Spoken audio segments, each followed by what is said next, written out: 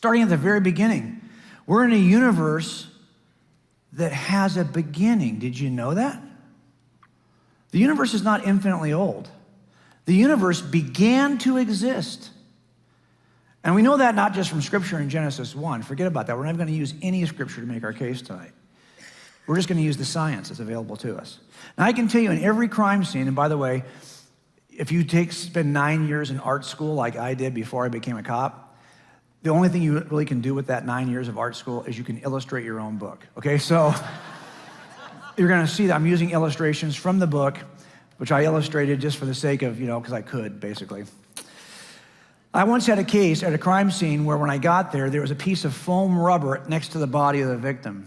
It was from 1988, and for years, nobody could figure out what this foam rubber was.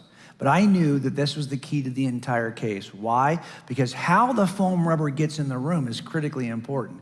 Did it belong to the victim? Did she bring it in with her? Did it belong to the restaurant where the murder occurred? Had it been there all along? Did it start off in the room? Or did this come into the room when the suspect came in the room? If it's the last one, well, that's a piece of evidence I'm interested in. It turned out that, yes, the suspect was a guy who used to wear boots, but he would never untie his boots. And when he would take his boots on and off, he eventually wore out the cuff at the back of the boot.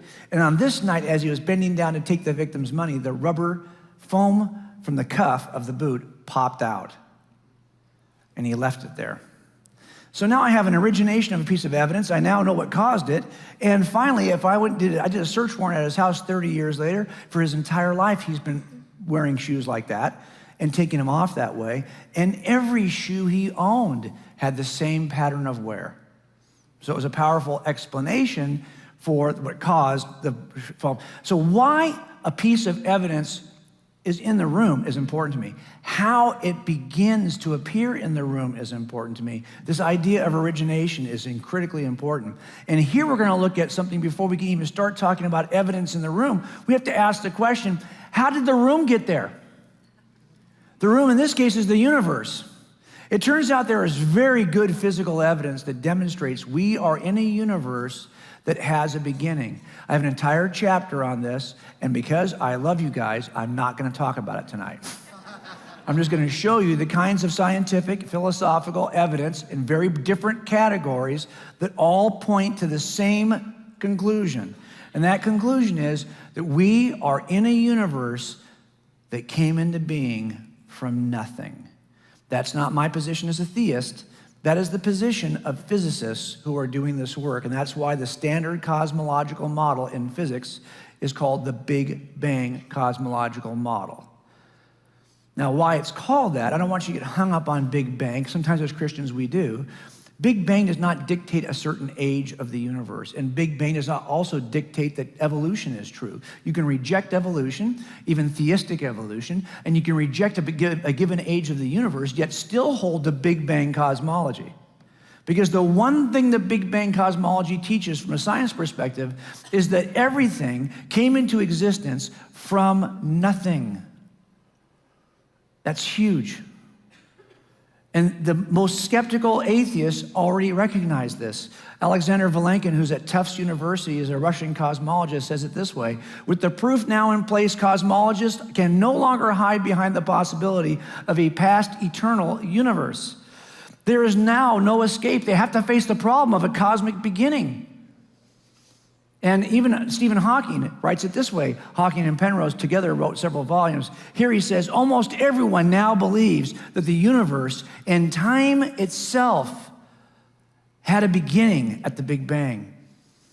Wow, think about that for a second. Big Bang cosmology, the standard cosmological argument, or standard cosmological model, argues that everything began from nothing.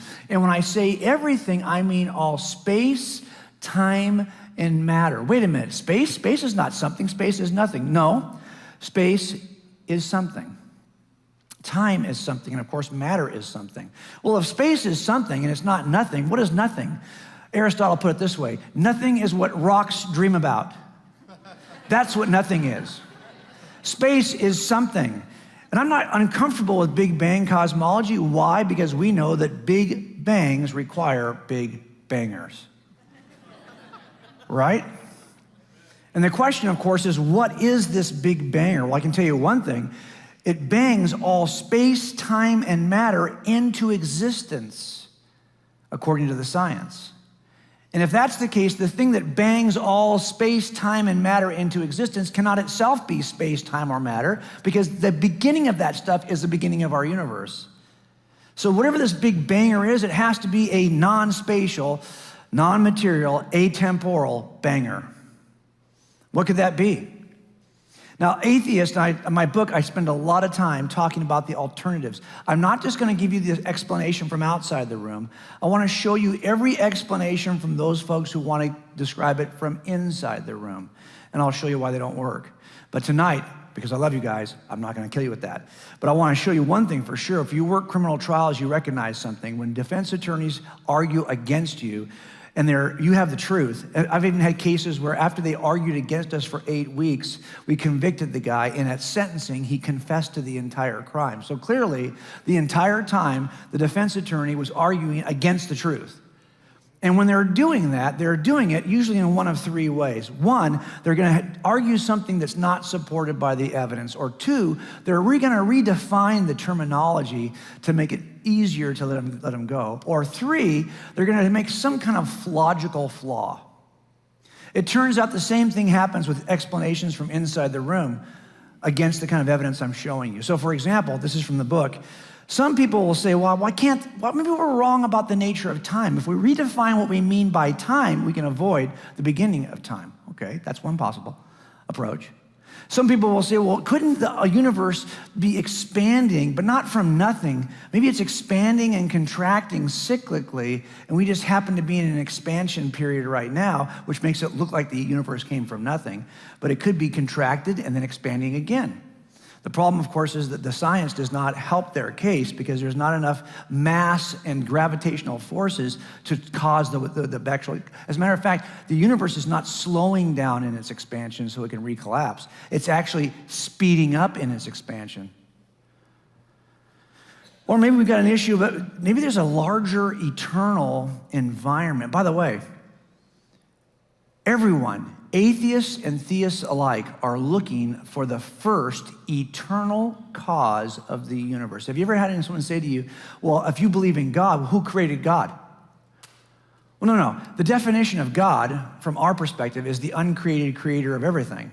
So when you're asking who created the uncreated creator, that's a silly question. And by the way, you atheists also believe there's an uncreated creator. Some of you believe it's a quantum environment from which universes emerge. Some of you believe there's some kind of multiverse generator that creates an infinite number of universes. But regardless, whatever you say it is, you believe it's eternal. So here's the problem with these kinds of solutions. They keep you in the room, for sure, but they have evidential problems. So for example, if you try to redefine time like Hawking has done, he'll even admit if you go back to the way time really is, his theory falls apart. And not only that, if you're talking about a cyclical universe, this is not supported by evidence. But there is a theory out there that seems very provocative to some people, and it's called multiverse theory. There's an environment out there that's producing an infinite number of universes. Ours is just but one. But the thing that's creating this universe is something, guess what? It's something external to our universe. So this theory about multiverse theory right away concedes that you have to have an outside source that's creating the universe. The problem with this theory is that it's logically inconsistent for a number of reasons. I'll just give you the clearest one. What is the multiverse generator? What is this environment like that the multiverse generator is in? Think about this. This is what Lawrence Krauss says about this. He's a physicist at Arizona State University. He wrote a book called Universe from Nothing. He was on Stephen Colbert's show, the old show, okay? And he was interviewed, and this is what he said about this environment with this multiverse generator. He says, physics has changed what we mean by nothing. Empty space is a boiling, bubbling brew of virtual particles popping in and out of existence. And if you wait long enough, that kind of nothing will always produce particles. Those particles could then grow into universes. What if there's like a big pot of boiling water that bubbles are emerging in? Each one's a universe. It emerges without a cause and becomes a universe, and there's an infinite number of these. Really? Well, what's the pot of water like? Remember, it can't be space, time, or matter, because that stuff begins at the beginning of our universe. But he says that environment is, wait a minute, he says it's empty space. Well, no, Stephen, or Lawrence, it can't be space. Your space is going to be created as a result. You can't start with space to get space. Then he says, well, there's virtual particles. So you have some form of energy in the, wait a minute, no, Lawrence, you can't start with space and matter. We're trying to describe how space and matter got here. Then he says, well, if you wait long, oh, great, so now you've got time too. So what he's basically saying is, if you start with space, time, and matter, you can get space, time, and matter. Well, no duh. That doesn't help us. It's logically inconsistent. And you see this a lot in this kind of thinking. But of course, if there is something out there that's all-powerful, non-spatial, atemporal, non-material, that could begin this, that would explain all of it. This is one piece of a larger case. We have to look elsewhere. For example, we have being a universe that has a beginning, but it also appears to be fine-tuned for life. This has been a perplexing problem for atheists for a number of years. As a matter of fact, Antony Flew, when he first became a theist, a deist probably, he did so because of this problem. We're in a universe that appears to be tampered with. I worked a case one year where a lady died in the upper floor bedroom of her house. When I got there and we investigated the background story to this thing, her husband and her had been fighting for years. And they had to turn the gas off in the house, but the husband, who didn't even live there anymore, had turned the gas back on a week prior to her death. Now she's dead upstairs. Why? Because she's been asphyxiated in a house filled with natural gas. Well, her and her baby, both. So the question is, okay, we get there. Not only that, but when the mother-in-law first showed up, she saw that right around the house, several things, doors that were not usually open, windows that were frozen in one position had been changed. Never seen that before. Looked like somebody had tampered with the house. And even at the room itself, pocket door that was stuck in place was now closed, and there was even clothing against the bottom of that door, which wouldn't allow the gas to escape from the bedroom, and the pilot light and the upstairs wall heater had been extinguished. Really? When you start to see this kind of tampering at several layers, I think we had a suspect in mind. This doesn't happen. This is not a bad coincidence. I've got tampering at several layers. It turns out this kind of tampering also is seen in the universe. At the foundational level, you see it even at the laws of just weak and strong nuclear forces at the center of the atom. You see that these have to be so finely tuned to within a razor's edge that the smallest variation in the universal constants would create a universe in which no life could emerge. As a matter of fact, physicists don't even think the universe could emerge. If the smallest changes in the strong force and the weak force, in electromagnetism and forces of gravity, even at the level of just the elements themselves, the smallest variation, you would not have a universe like ours that supports life. That's just at the foundational level. At the regional level of our galaxies have to be shaped just a certain way in order for life to emerge. You have to be a certain size, a certain mass, a certain shape, a certain location in the universe in order for life to emerge. And we happen to have one of those. We're in it. As a matter of fact, at that same regional level, the star system you happen to be in has to be arranged a certain way, with a certain shape, a certain number of planets, a certain location within the spiral arm. Too close, too far out doesn't work. These are fine-tuned constants that have to be present at the regional level. And then when we get to our planet, oh my gosh, there are certain criteria for the planet that have to be in place. You know, the idea of a planet that supports life is crazy, given what's required.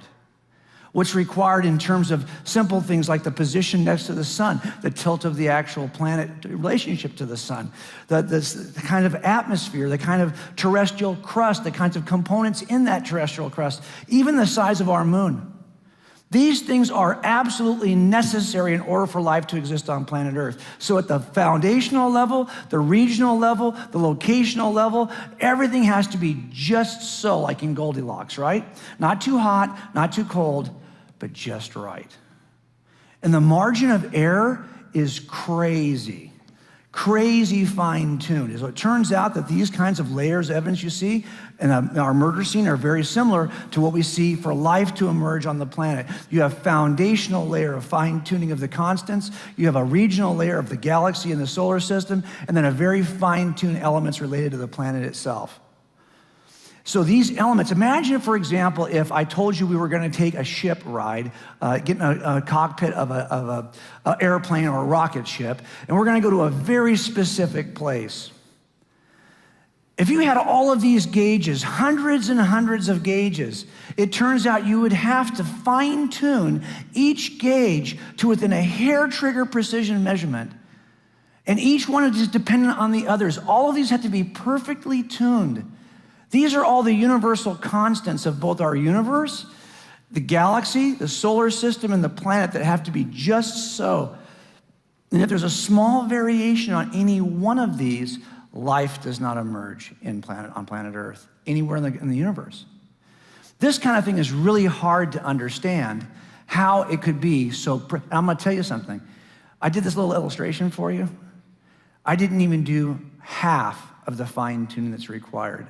I didn't have space on this cockpit to do what really is required. The number of universal constants is staggering, and they are all geared toward a certain destination in mind. The destination is a planet that supports the kind of life that you and I experience. Very unique.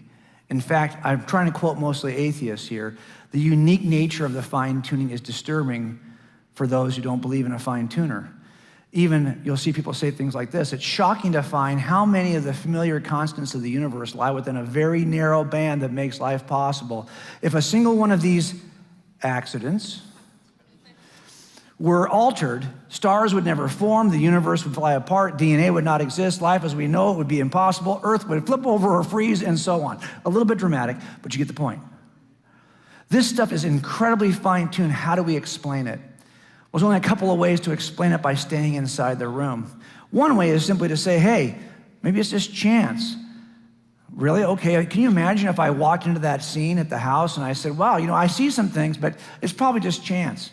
No investigation, let it go. I think you'd say I was derelict of duty. You'd say you need to investigate. That doesn't look like chance to me. This ignores the incredible fine-tuning of the universe altogether. Or you might say, well, maybe it's some kind of physical necessity. Maybe the laws have to be set that way because any variation would be physically impossible. Not true. Physicists themselves will say, no, the fine-tuning of the universe does not have to be this way. As a matter of fact, if you believe in multiverse theory, you believe there are a number of universes that are tuned differently with a different set of physical laws. So it doesn't have to be. It's not a matter of physical necessity. But maybe we go back to the multiverse. Couldn't the multiverse explain this? If you have an infinite number of universes all slightly different, shouldn't one look like ours? I think so. I think in some ways people rush to multiverse theory because of the fine-tuning they see. By the way, there's no physical evidence pointing to a multiverse.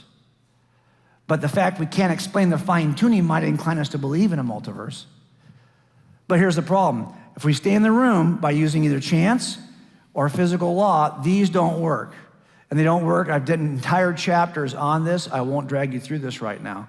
But they're unsupported by the evidence. And even if I could say there was some constant between the physical laws and the level of the atom, that would not explain the unusual galaxy, solar system, and planet we happen to live on. So we go to the third quick thing. Okay, well, maybe it's a multiverse.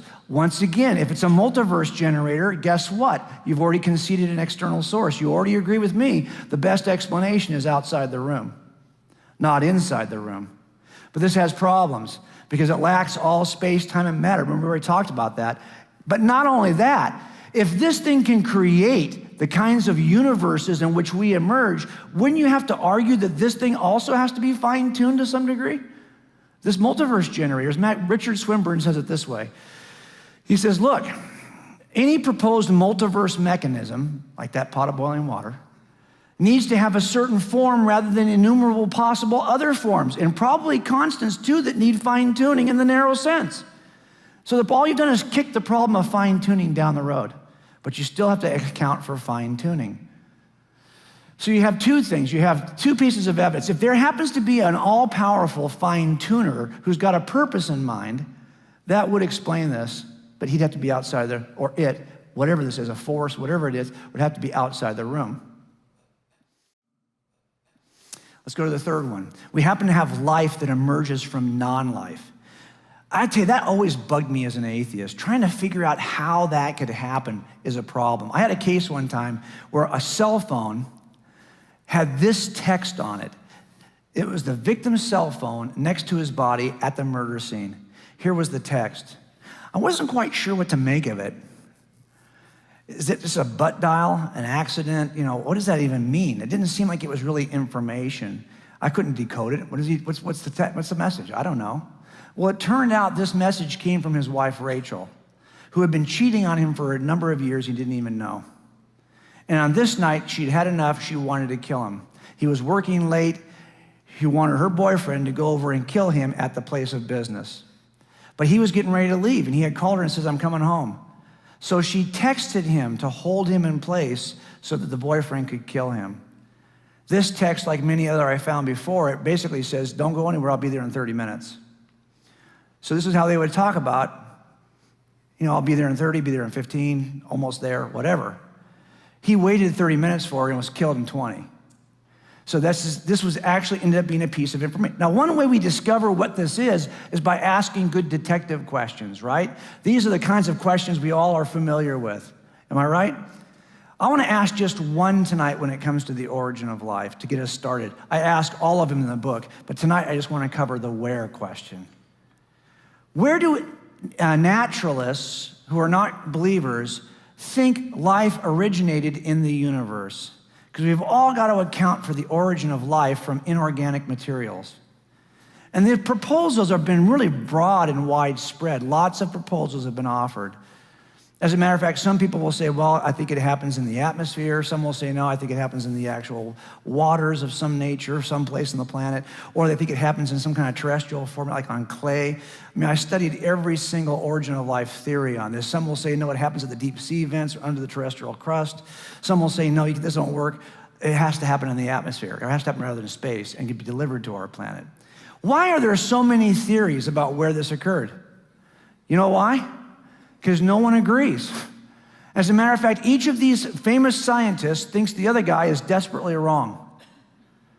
He's certain they're wrong, and it gets worse because it goes the other way too. And the reason why they think they're wrong is because none of these work.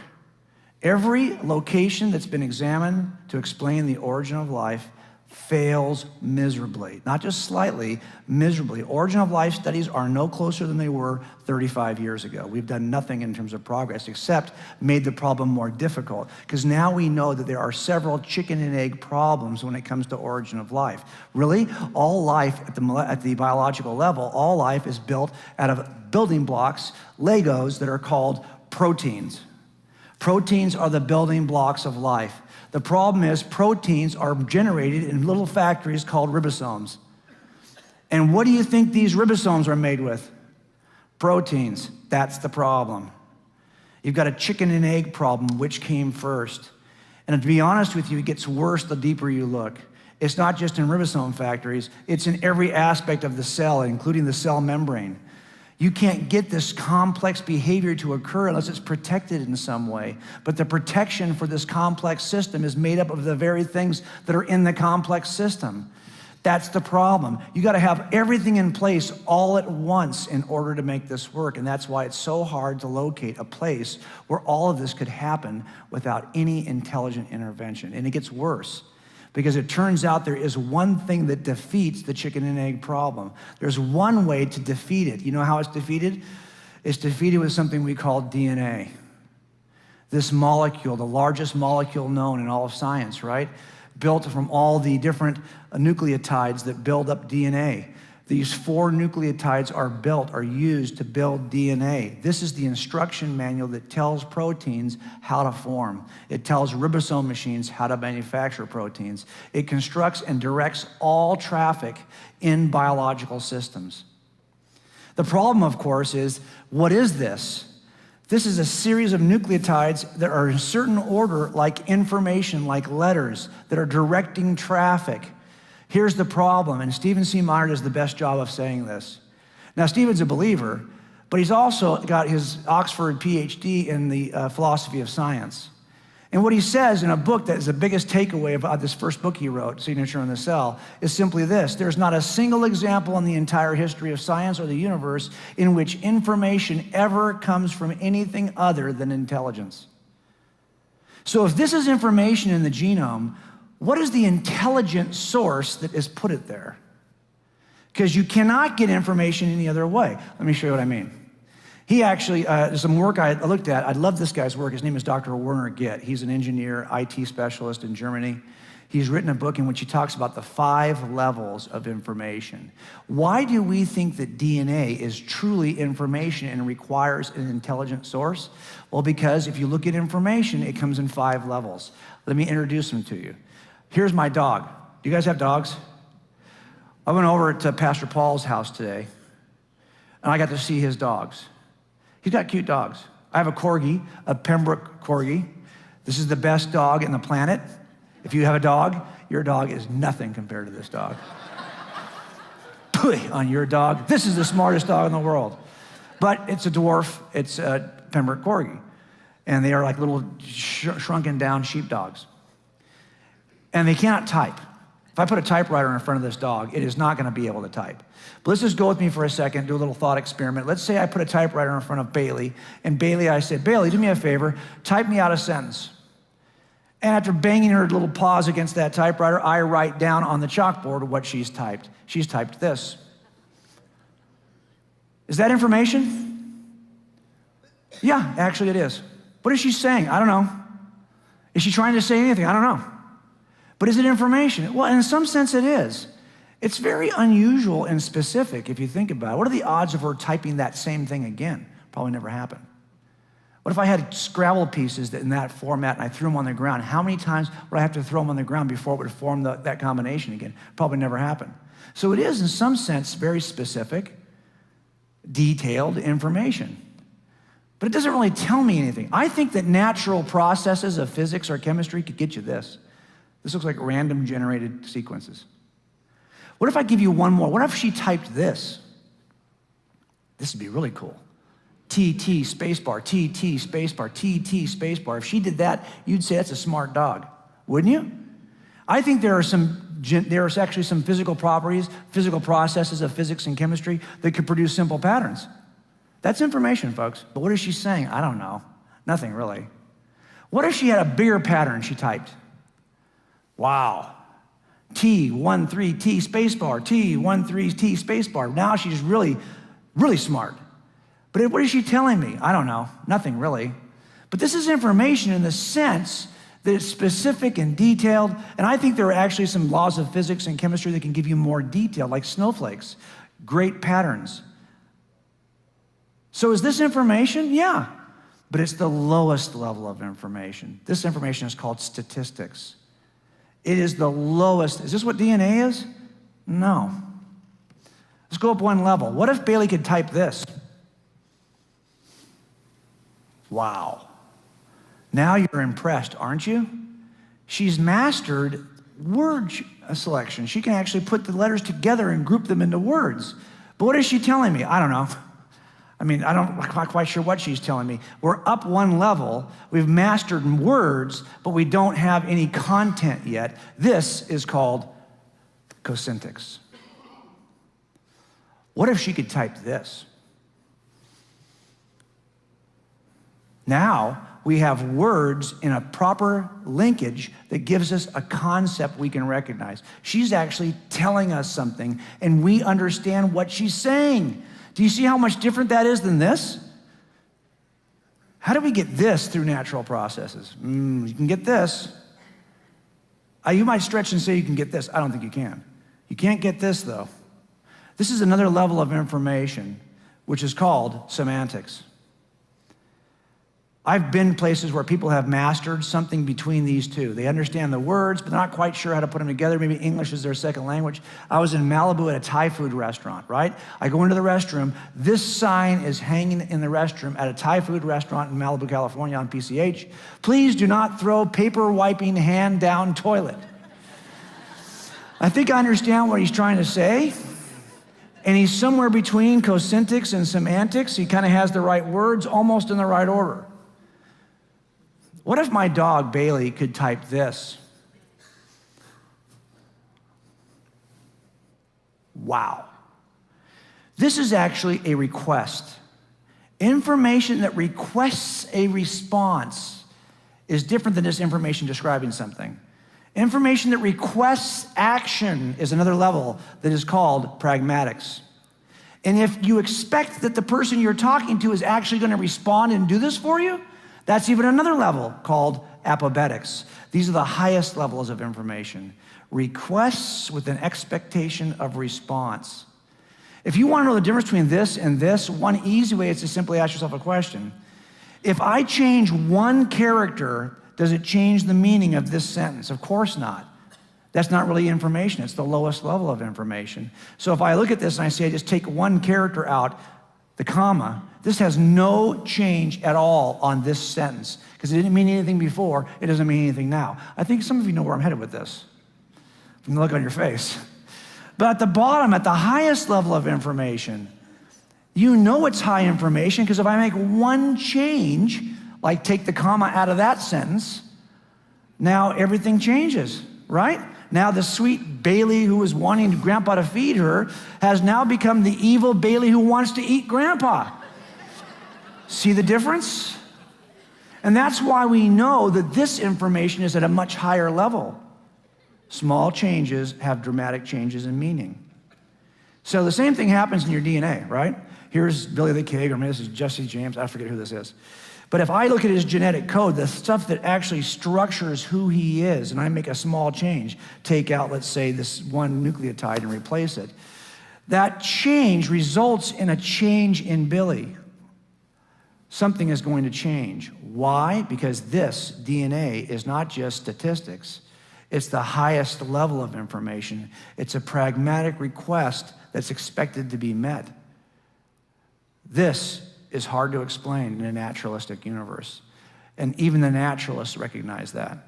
So Paul Davies, a physicist from ASU, says, we are still left with the mystery of where biological information comes from. If the normal laws of physics can't inject information, and if we are ruling out miracles, which of course they are, then how can life be predetermined and inevitable rather than a freak accident? How is it possible to generate random complexity and specificity together in a law-like manner? We've always come back to that basic paradox. How do you get this by staying in the room? Well, I describe a couple of ways people try to get it. One thing you can do is simply say, oh, it's just chance. You do it long enough, hard enough, these things will happen by chance. But that really misunderstands the level of information involved. Or you can argue that there's some natural law that could cause information. Give me an example of that. You won't. There are no examples of natural law ever giving you anything more than statistical information, the lowest level of information. So if you want to stay inside the room, you're going to have to go by chance or by law. Those things don't work. Why? Because we're seeing true information in the room. And that means you've got to have a source of true information, and that's got to get you outside the room. That's the problem. See, here's the problem with asking these questions. I ask these questions all the time in homicides, but I don't stop here. I don't ask these questions and stop. If I did that, I'd never solve a case. The next question I have to ask is the money question. It's a who question. All these questions point to the who question. If I refuse to ask a who question, then trust me, you're never going to get an answer. So the folks who are doing origin of life, they don't want to ask any who questions. Can't be a who, has to be a what. That's why you can't solve this, folks, because it's a who you're looking for. And this is what Werner Getz says about that. He says, yeah, you're looking for a who. A necessary requirement for generating meaningful information is the ability to select from alternatives. And that requires intelligent volitional entity, because unguided random processes cannot do this. Not in any amount of time, because this selection process demands continuous guidance by intelligent beings that have a purpose. That's how you get information. If the source of that information happens to be an intelligent, communicative being outside the box, I could explain information inside the box. We've looked at those things. Now let's go one more. We seem to see attributes of design in biology, not just the information. You see things in biological structures that speak of design. I had a case one time, it was just on Dateline about 2 months ago. 1979 case, a woman was murdered in this house. In the back room, that was an addition to the garage. She lived there. One night, she was murdered while she was in her bedroom. And when we got there, We rolled the body over, and under her body, the killer had left something behind. He had left behind the garrote he had used to try to kill her. Eventually, he had to stab her to death because the garrote didn't work. But I can tell you that the minute they saw the garrote, the officers said, we should probably collect this because this looks like a designed object. Because this could be explained by some accident or some piece that came off the tree next to her bed or some piece that came off the bed itself. But no, there's something about this that shows something we recognize. It's an artifact. It appears to be a designed weapon. And that means you've got to have an artisan and a designer who would actually be responsible for such a thing. So what is it about the garrote that they recognized immediately that it was designed? Philosophers and thinkers have been thinking about this for a long time. There are some good ones out there. I take a slightly different approach. It's a cumulative approach. Remember, the more pieces that point to the same inference, the more reasonable the inference. So when it comes to this garrote that was used to kill this woman, I think I see 8 things. 8 things that I recognize as attributes of design. After spending 8 years as a designer before I became a police officer, I recognize these things in design. I'm not gonna, again, because I love you guys, I'm not gonna make you go through all 8 of these. But things I'm talking about are really, can just chance alone describe it? No. Can natural law get you there? No. If there seems to be a certain goal direction, something in mind. When he put those handles on the end, you knew what he was gonna do. He's gonna pull tight, doesn't wanna cut his fingers. So even the handles alone give you a certain idea of his goal direction, right? And there's certain information. Actually, when I went to the search warrant at his house, he was thinking of 2 ways to kill her, both of which were silent. One was a garrote, one was a crossbow. Crossbows don't make any noise. So he still had the plans in his house for the crossbow. So interestingly, he was just being driven by plans. There's a certain amount of sophistication, an irreducible complexity. What is that? Well, that's when you have to have many pieces in place at the same time before it'll work. If you've got something that one piece, a rope by itself, you might say, well, if it's only a rope, heck, that could be left over from who knows what. But there's 3 pieces here. This does not work until all 3 pieces are in place. It's irreducibly complex to 3.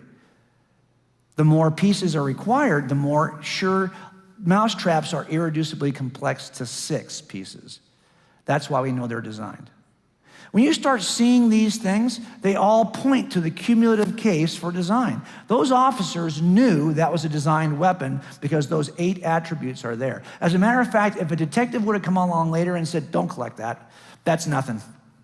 That's not designed, that's nothing. Really? The officers still would have collected it. You know why? Because if you're gonna tell me that something that is so obviously designed is not designed, that it got there some other way, well, that burden's on you, not on me. I see the attributes of design, I'm collecting it. Don't think the only burden is on us, folks.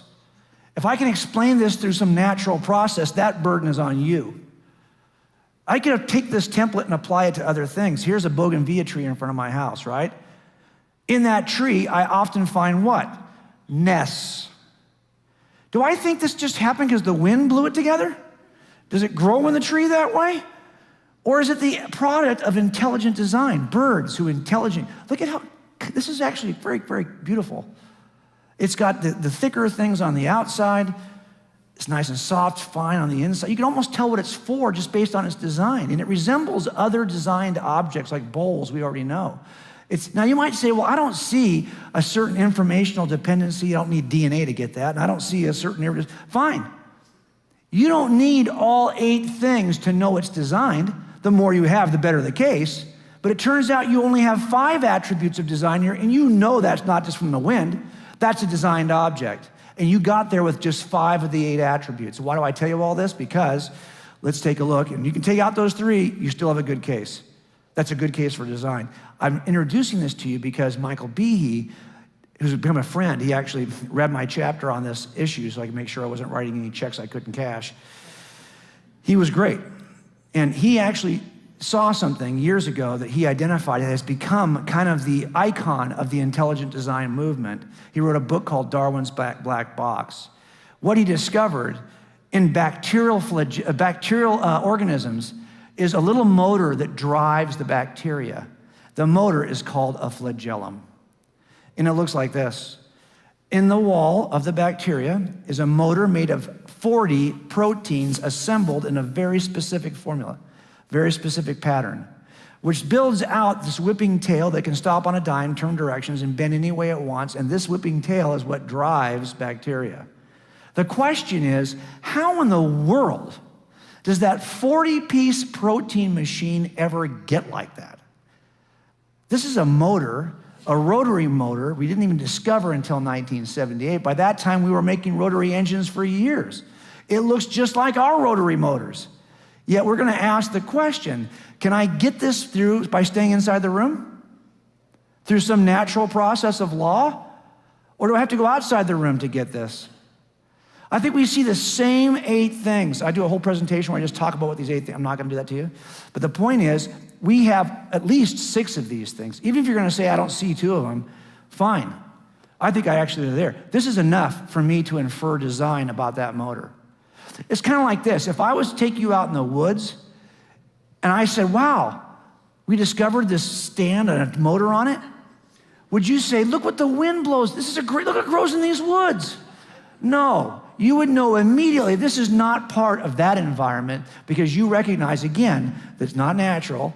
It's a product of design. Why? Because there are a number of attributes which you assign to this. It turns out biology is filled with molecular machines just like this. And this is why the famous atheist Richard Dawkins says it this way. He says that really biology is the study of complicated things that give the appearance of having been designed for a purpose. So even he recognizes that this is stipulated. This is what you see. And Richard Dorrit says, these are both atheists. Here's what Robert Dorrit says it this way. The apparent fit between organisms seems to suggest some higher intelligence at work, some supervisory gardener bringing harmony and color to the garden. That's the problem. So how do I explain that motor naturally? By staying in the room? Some have suggested, well, maybe it evolved from a slightly less complicated thing called a type 3 secretion system. That type 3 secretion system does look a lot like the motor, doesn't it? It is dramatically different in function. It may look like the motor, but it has nothing similar to what it actually does, the motor does. Here's the other problem. This is a 30-piece designed object. It has all the attributes of design we see in this one. The question I have is, how did this one come about? If you think we got from 0 proteins to 30 to get this, can you please show me the pathway from 0 to 30? Because remember, in biology, if evolution is true, you gotta have a 1 protein thingamajiggy that helps the organism, that survives and passes on, till then it becomes a 2 protein thingamajiggy, then a 3 protein thingamajiggy. You gotta show me a pathway, a functional pathway from 0 proteins to 30 to get this. Then you gotta show me from 30 to 40 to get this. Guess what? No one can find that. And there's no remnant in the biological systems of anything along the way.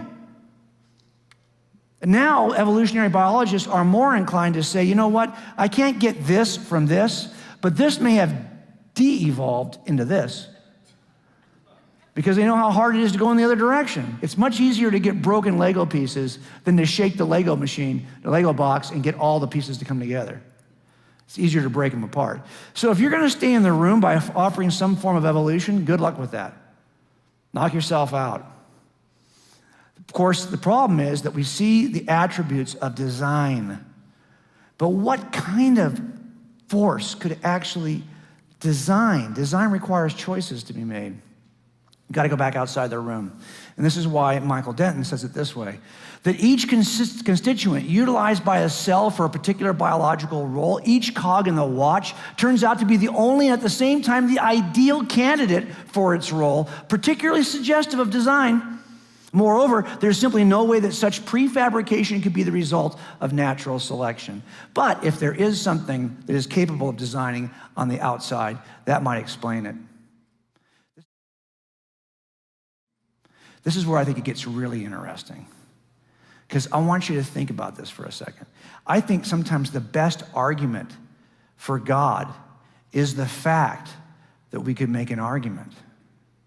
Here's what I mean. We happen to be conscious creatures. I had a case one time where a 5-year-old boy was murdered by his father, shot in the forehead. He then killed himself, the father. And it was tragic. When we got there, everyone struggled with it, especially those people who do not believe in God, or do not believe we are creatures anything other than our physical bodies. I work with guys who think the only life you really have is the physical life you experience in this universe. You're just bodies, brains, you have no soul, you don't live beyond the grave. And if that's the case, these kinds of stories are shocking. And I had people at the crime scene who either wanted to laugh it off, or the CSI officer couldn't stay. She had to leave. She couldn't watch somebody, she couldn't work a scene with someone the age of the 6-year-old. You know, my grandfather, this is him at 6. I didn't know him at that age. Of course, he got older. I knew him as he was an old man. It was hard enough to watch the 90-year-old Warner die. If he had been killed at 5 or 6, that would have been tragic if all we have are material bodies in this material universe. But is that true? Is that all we are? Is material bodies, material beings? Well, I think the problem is if atheism is true, we all have brains, but if atheism is true, do we really have minds? We seem to experience minds, but it's a problem for atheism. Here's why. By the way, it's called the problem of mind. And it's called the problem of mind, or it's called sometimes the mind-body problem. And the reason why it's called that is because how do you get a mind if all you have is a material universe? Because the mind is not material. In other words, in a universe that's just made up of space, time, and matter, you can get a brain. That's another material thing in the material universe. But can you get a mind from a material universe? That's the trick. How do you get this? Well, maybe they're the same thing. Maybe brains are just minds. Really? If that's the case, we could solve the problem and stay inside the room. But is that the case? If I'm looking at the killer, this is the guy who I say later on is the killer of his son, Ryan. How do I know that this guy is really the killer? Well, if all the attributes of this guy match all the attributes, if the DNA this guy has matches the DNA at the room, I know I have the same person. Anytime you have two things that have the same attributes, you have an identity relationship. They are the same. Well, could I do that here? Are all the attributes of the brain identical to all the attributes of the mind? If they are, we can get an answer by staying inside the room, because mind is just brain. Well, that's the question. I don't think they're the same at all. There's a difference between brain and mind. Let me show you 5 ways they differ. Number 1, brains are physical, and therefore you can measure them. I can take this and I can weigh it. I can measure its depth, its length, its mass, but I can't really do that with the mind. This is a significant difference between brain and mind. Brain is measurable, mind is immeasurable. Got it? One difference. But it gets worse. Here's Ben Carson, okay? Not that I'd forget about politics for a second. He is a neurosurgeon. He should know something about this issue. If I ask Ben to remember and tell me about his memories of his mother, he can report those to me and tell me about all the interconnected memories he has and how that made him feel and the impact it has on his mental life today. He could do that because he privately knows how he feels. I could not take Ben's head off and look at his brain and discover that information. I couldn't. And no, we're never going to get to that place, because even when we think we see brain activity and then we think we know what it means, it's only because the guy tells you what it means. He's got to report it. Why? Because brains can be publicly accessed, but your mental entities cannot be publicly accessed. This is yet another difference between brain and mind. Got it? I just love showing brains too, by the way. This is so cool. If I rented this house for a holiday and I'm sitting in this bedroom and I hear a noise outside of a burglar, now my mind, my mental thoughts are obsessed with the burglar. Is he gonna get in my house? Is my house front door locked? Where's my gun? I'm thinking about all these things, right? Well, there's a difference between my thoughts about the burglar and the burglar himself, between the physical entity and the mental entity. Think about this. My thoughts are actually dependent upon the burglar. Why? Because my thoughts are about him. Mental entities are always about something else. But the something else is not about the something else. The something else just is. This is the difference between mental entities and physical entities. It's what I call an isness or an aboutness. Mental entities are about, physical entities are. This is called by philosophers intentionality. This is another difference between mind and brain. It's isness versus aboutness. And I could be wrong about that burglar. He might not even exist. As a matter of fact, I could hear noises. It may not be a burglar. His existence is up for dispute. But my thoughts about him are not up for dispute. I could be wrong about him, but the thinking he's there, you can't dispute that with me. You can dispute whether he exists, but you can't dispute my thoughts. Another difference between mental entities and physical entities. One is incorrect, perhaps, but the other is indisputable. Last thing, you could train me as a SWAT officer on how to get involved in a shooting. And you could tell me how my gun's gonna operate, and you can tell me about the physical processes of the person I'm gonna shoot at, and you could even tell me how we're gonna physically enter the room. You might even be able to explain to me how I might physically react afterwards. But that would not be everything I would know about a shooting, because it turns out this would only be the objective, material, and personal facts about shootings. Once I'm involved in a shooting, I'm now gonna learn a bunch of stuff you could not explain to me from physical objective properties. I'm gonna have subjective reactions to those physical properties. This is yet another difference between mental entities and physical entities. Mental entities are very personal, physical entities are not. So I've now looked at this identity relationship, right? If this equals this, same guy. If this equals this, same guy. Here's the problem. 5 ways they don't equal each other. So we cannot say that brains are minds. They are very different things. But how do I get this in the physical universe? That's easy. You can get brains. What you can't get is minds. The fact you can think about this at all demonstrates you have something that the atheism can't even give you. You've actually got a mind. But under an atheistic worldview, that's not even possible. This is exactly what, for example, David Chalmers says, who's an atheist. Conscious experience is at once the most familiar thing in the world and the most mysterious. There's nothing we know about more directly than consciousness, but it's far from clear how to reconcile it with everything else we do know. Why does it exist? What does it do? How could it possibly arise from lumpy gray matter? That's the problem of mind. So how do they explain it? Well, one way they explain it is just to say that, hey, mental states are brain states, but I've already showed you 5 ways they're not. Or they'll say, really bite the bullet, and they'll say, well, I gotta redefine what I mean by mental states. Maybe it's just an expression of behavior. You don't even know what someone's thinking until you see them. Really? Redefining. Redefining doesn't get it done. Or maybe just say, hey, it's an illusion. You think you have consciousness, but you're wrong. It's an illusion. Really? So where does this illusion reside? In your conscious mind? That's the problem. Consciousness is hard to evade. So if I want to stay inside the room with one of these 3 explanations, good luck. They just don't work. They're either unsupported by the evidence, they have to do a ridiculous redefinition, or they ignore what we all experience commonly. That's the problem. Now, if in fact you do have minds because you're the product of a mind outside the room, that would start to explain things. This is what an atheist who's not very popular right now, Thomas Nagel, says about this. So long as the mental is irreducible to the physical, the appearance of conscious physical organisms is left unexplained by a naturalistic account of the familiar type. On a purely materialistic understanding of biology, consciousness would have to be regarded as a tremendous and inexplicable extra brute fact about the world. Unless, of course, there is a mind that consciously creates in its image. Then you can understand why you have a mind. It's critically important. How in the world can I take anyone to jail if atheism is true? Here's a guy who I watched for weeks. He was a drug addict, and he was a multi-generational burglar. His dad was a burglar and a drug addict. His brother was a burglar and a drug addict. This guy I watched for weeks. He would walk around, score dope, and then finally he ran out of money and had to do a burglary. And he would walk down the street, knock on doors. When finally somebody would not answer the door, he'd go around the back door, and I watched him do this. And I got in the backyard behind him, and I peered over the fence, and I watched him walk up to the back door. He tried the door, it didn't work.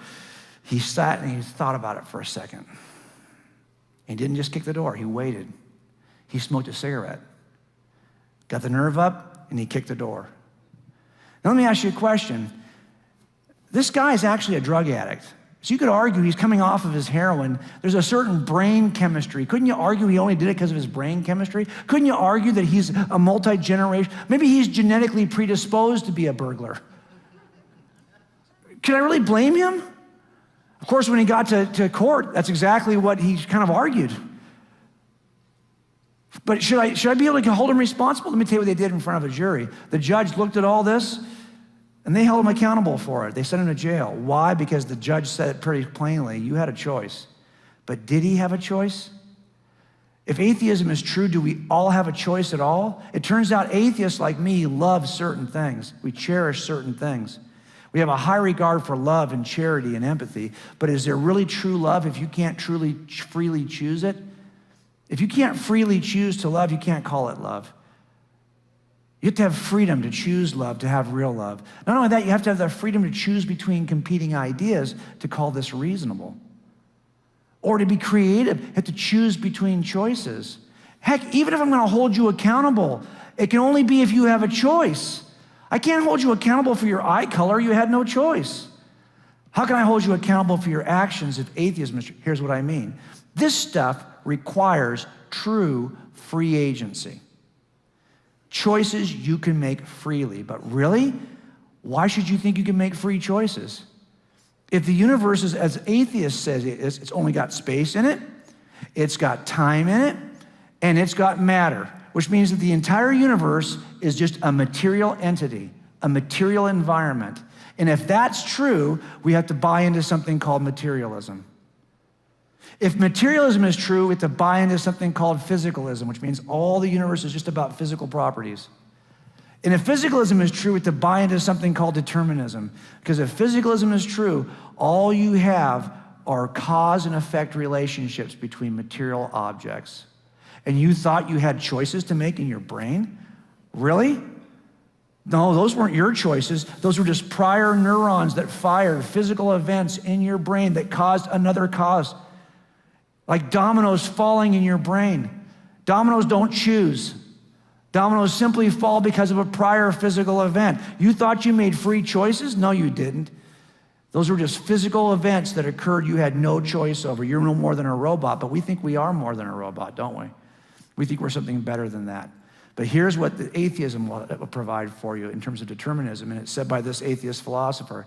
Everything that will happen next week is already determined, as is everything that will happen next month, next year, and so on. It's also crucial to point out that human beings and their actions would not be immune to the effects of determinism. If there are exceptionless laws of nature, it stands to reason that our bodies, including your brains, would have to obey them. If that's the case, we need to stop calling these guys corrections officers.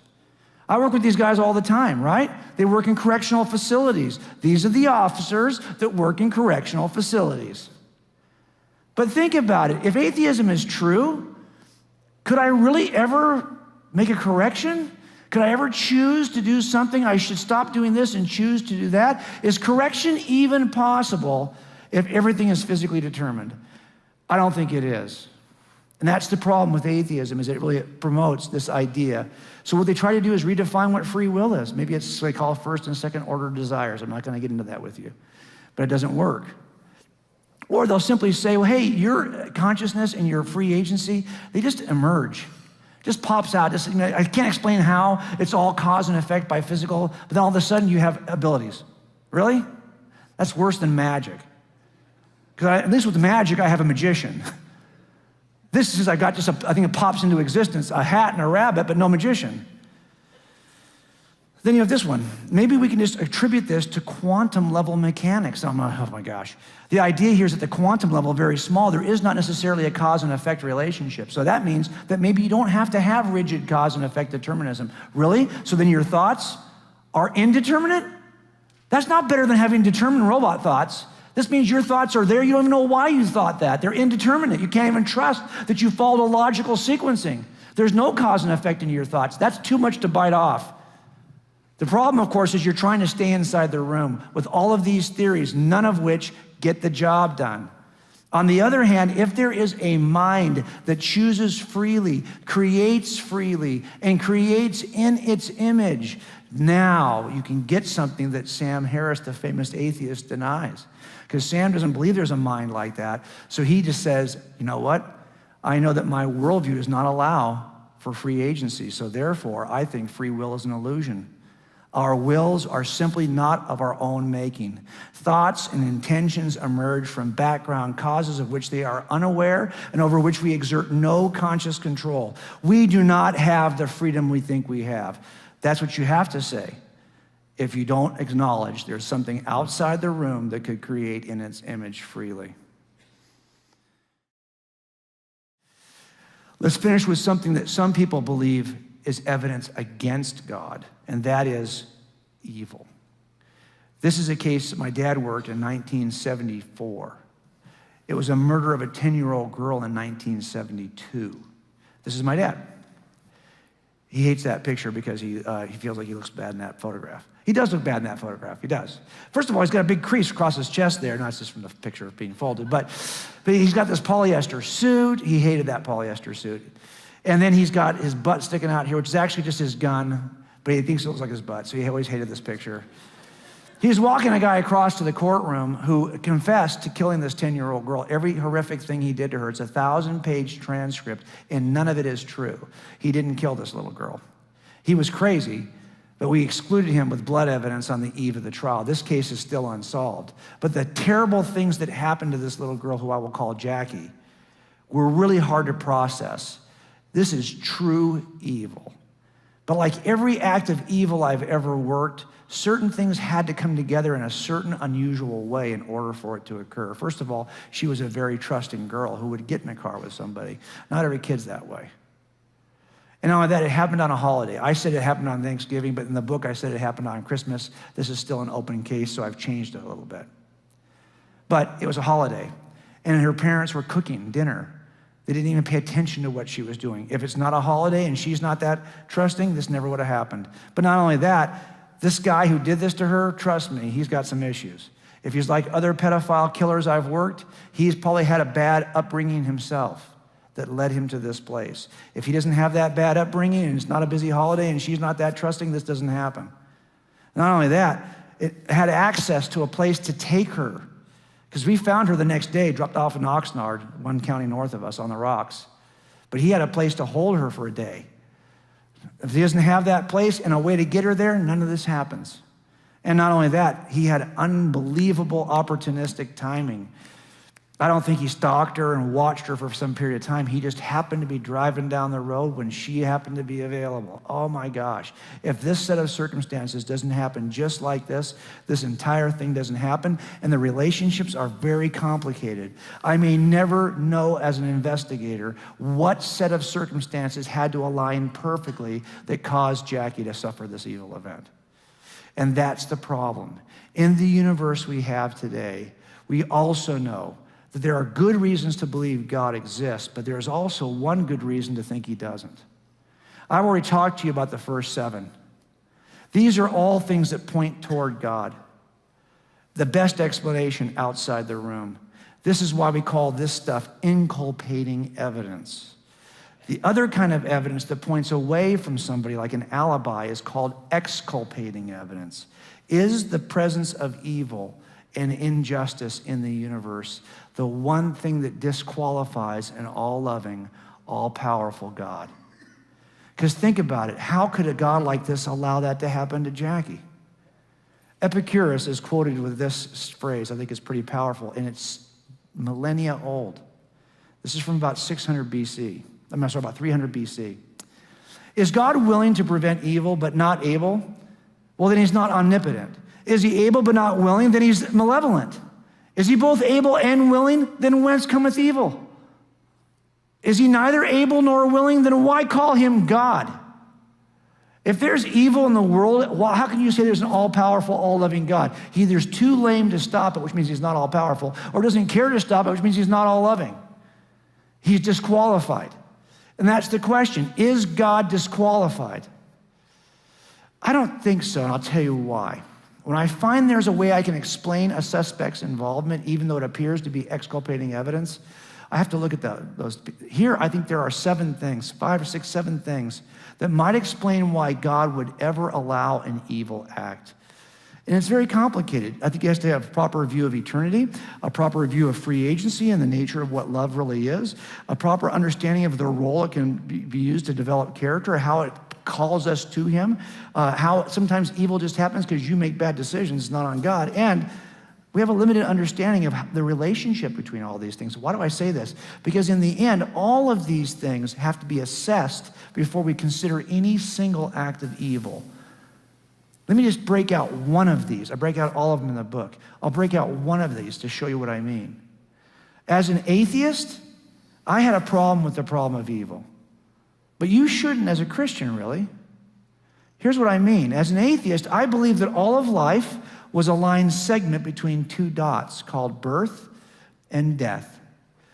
I expect to get 90 years pain-free in those two dots. If anything happens to steal away my pain-free 90 years, I'm going to be upset. And I'm going to see it as an act of evil. So, for example, if I get sick at 40, and then I suffer for 10 years before I die of cancer, I'm going to be upset. And I'm going to call this evil. Why? Because it robbed me of what I expected, because my view of life was the 90-year line segment. Got it? But what if I'm foundationally wrong about my presupposition? What if life is something other than this?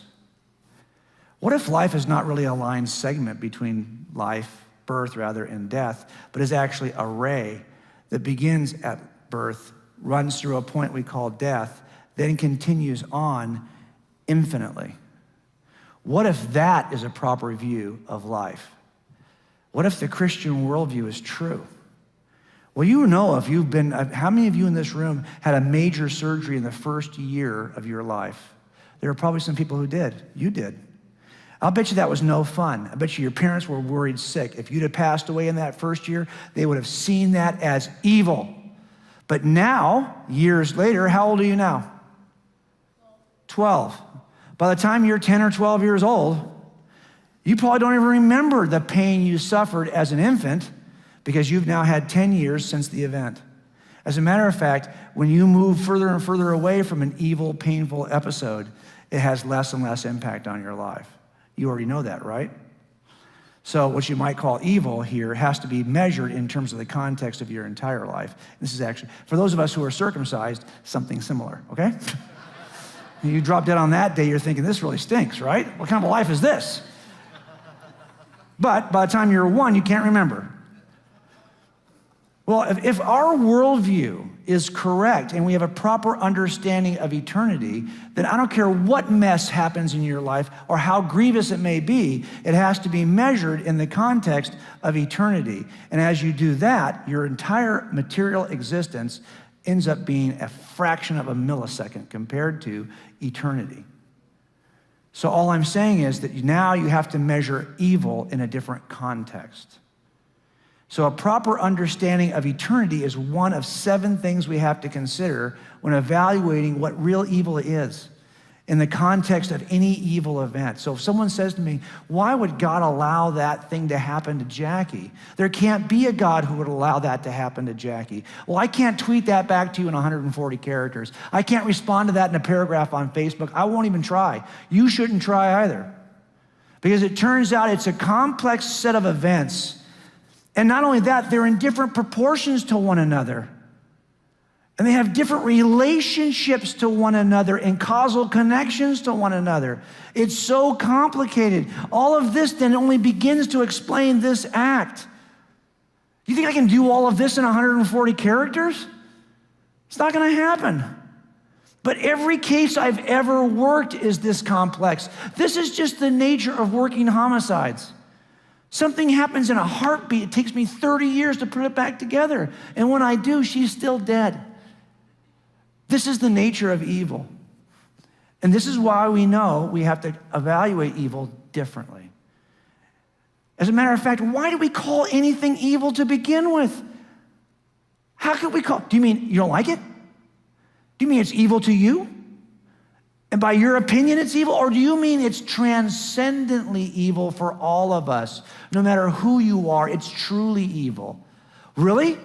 Well, if it's truly evil, What are you using as your transcendent standard by which you would call something transcendently evil?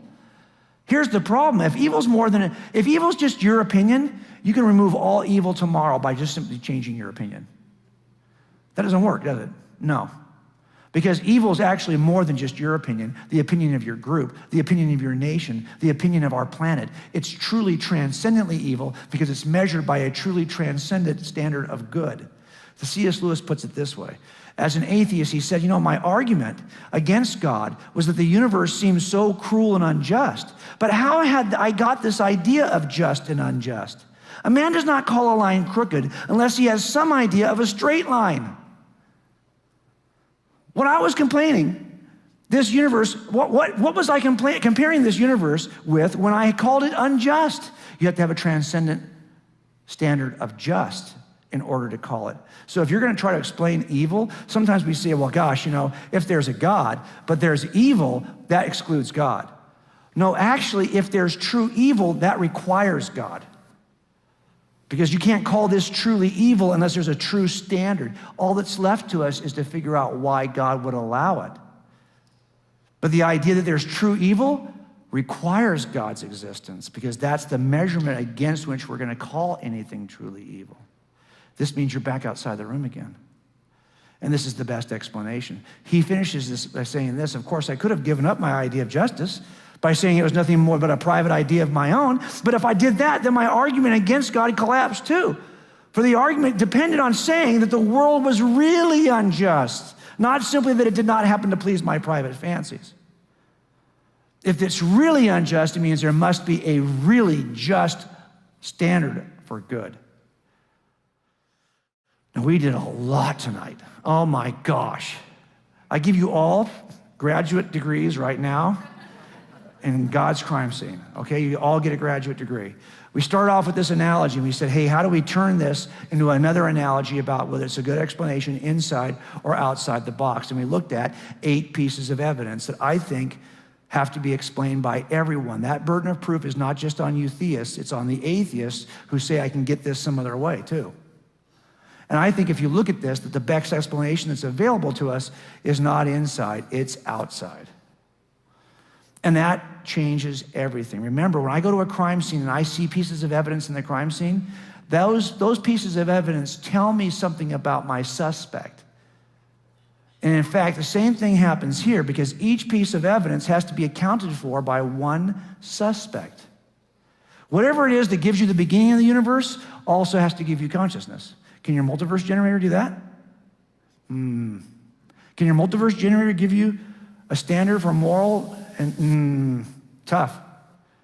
Remember, whatever accounts for this has to account for all this. What's my suspect here? It's not Mick Jagger, okay? Mick can't account for this stuff. He got arrested in 1967, but he can't account for this. Why? Because this requires a different suspect that I could actually begin to describe based on the evidence. I'm looking for a non-spatial, atemporal, non-material, purposeful, directional, informational, communicative, this purposeful, creative, conscious mind who has the freedom to act freely and become the standard for all moral good, and even the standard by which we judge something as evil. I'm looking for that kind of suspect. He can't do that for me. But there is a suspect that could do that for me. That would be God. The classic definition we have of Yahweh happens to fit the bill. Now, when I did this case with the guy with the garrote, years later, I took him to jail. And when I took him to jail, I took him for good reason because I had some eyewitness testimony. I had some behavioral stuff that people saw back in 1979 that implicated him. I also had some physical evidence that came back to him. And I also had some statements he made which implicated him. So when I have lots of pieces of evidence that point to the same suspect, and not only that, they're in very different kinds of categories, holy smokes, that's the best kind of case. Because I've got lots of pieces of evidence in different categories. It turns out the same thing happens here with this case we built for God. Lots of pieces of evidence in different categories. 2 that are purely cosmological, 2 that are biological, 2 that are mental, and 2 that are moral. These are very different ways of coming at God. Any one of these could be its own argument, and some are purely philosophical, some are purely scientific, some are purely physics, some are purely biology. And look, they all point to the same conclusion. I want you to look at these 8 pieces of evidence another way just for a second. Here they are. Here's the way that naturalists try to explain each piece. Many contradictory explanations, efforts to explain each piece of evidence. This guy does not agree with this guy, who doesn't agree with this guy, who doesn't agree with this guy. Whatever you can say caused this is not the same thing that would cause this. They're not even in the same categories. So now I've got lots of different explanations in an effort to describe 8 pieces of evidence. None of these explanations agree with one another. None of them have anything to do. And the people who hold to one explanation argue against the people who hold to the other explanation. It turns out the same 8 pieces of evidence could be explained by one common causal factor: God. So basically, you have a choice here. Is it this incredibly unlikely array of unrelated causes that explains the 8 pieces of evidence? Or is it the one common causal factor? It turns out physicists have been looking for a theory of everything for years to unify quantum physics to macro physics. Well, there actually is a theory of everything. It's called God. Because that one explanation unifies all the evidence we've looked at tonight. And you don't need a bunch of unlikely, unrelated explanations to get it. One explanation will get it. And that's why we talked about this. And why do I think that we have a problem sometimes? Because let's face it, we're suggesting there's an intruder. And nobody likes somebody who's going to intrude upon their life. It's our desire to not have an intruder that typically keeps us from looking at this evidence to begin with. Nobody likes an intruder. Agreed? But I'm not suggesting that God's really an intruder. Because if this is the universe that he created, he's not the intruder, he's the owner. We are really more like the intruder if you think about it. Yet he's chosen to design the universe for us. And that ought to cause you to think differently about this cause. Remember how he started with 2 lists of evidence, a list of evidences and a list of explanations? Given this list of evidences, which of these 2 is the better explanation for those 8 pieces? I don't think you can get it from inside the room. You got to go outside the room. And when we talked about what intruders do, intruders take that sense of curiosity that you had, and it should turn it into a sense of urgency. So here's my whole reason why I did this tonight, why we came out here to do this with your church. Some people will say, well, I don't want to make a decision on this right now because, the science might change in 5 years. Good. Do you think that juries have that option? I'm not going to decide. You showed me a lot of evidence. He looks guilty. But you know what? There might be a piece of evidence that emerges 10 years from now. They'll get him off the hook. Can't vote on him. No. You have to have a sense of urgency to act now.